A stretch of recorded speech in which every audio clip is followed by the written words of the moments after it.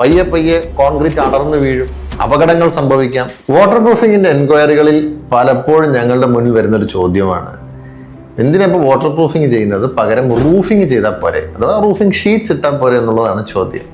Sheet ഇട്ടാൽ leak നിൽക്കില്ല എന്നുള്ള സത്യം കൂടെ മനസ്സിലാക്കണം. അതൊരിക്കലും റൂഫിംഗ് ഷീറ്റ്സിന് എതിരായതുകൊണ്ടല്ല. റൂഫിംഗ് ഷീറ്റ്സ് ഒരിക്കലും വാട്ടർ പ്രൂഫിന് പകരമാവില്ല. കാരണം കോൺക്രീറ്റിൽ നിന്നൊരു ലീക്ക് ഉണ്ടാകുമ്പം ആ ലീക്കിനെ നമ്മൾ തൽക്കാലം ആദ്യത്തെ പ്രതിഭാസം എന്നുള്ളത്, നമ്മുടെ വീട്ടിൽ നമ്മൾ കാണുന്ന ആദ്യത്തെ പ്രതിഭാസം എന്നുള്ളത് ഒന്നുകിൽ ഒരു കലം അല്ലെങ്കിൽ ഒരു ബക്കറ്റ് കൊണ്ടുവച്ച് ആ വെള്ളത്തിനെ അതിൽ കളക്ട് ചെയ്യുക, എന്നിട്ടത് കളയുക എന്നുള്ളതാണ്. അപ്പോൾ സത്യം പറഞ്ഞാൽ ബക്കറ്റിന് പകരമാണ് റൂഫിംഗ് ഷീറ്റ് വന്നിരിക്കുന്നത്, വാട്ടർ പ്രൂഫിങ്ങിന് പകരമല്ല. Water proofing is a professional method ensuring that your concrete is protected.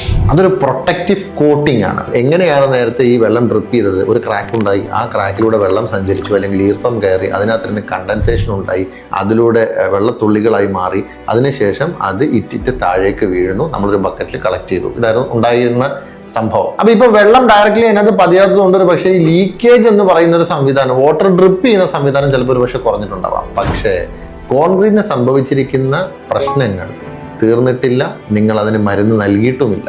നമ്മൾ കേരളത്തിലാണ് ജീവിക്കുന്നത്. കേരളത്തിൽ അത്യാവശ്യം ഹ്യൂമിഡിറ്റി ഉള്ള ക്ലൈമറ്റാണ്. അതുകൊണ്ട് തന്നെ അന്തരീക്ഷത്തിൽ നല്ല ഈർപ്പവുമുണ്ട്.